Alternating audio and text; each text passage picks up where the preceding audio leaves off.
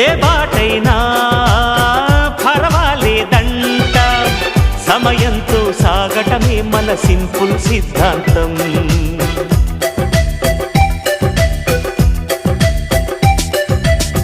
చిరుగాలికి పరిమళమిచ్చే సిరిమల్లెల వనమై ఉందాం, గగనాన్ని నేలను కలిపే హరివిల్లుల బంతెన అవుదా. ఆనందం అంటే అర్థం మనమందా, ప్రతి పూట పాతై సాగే హుషారు సరిగమలో.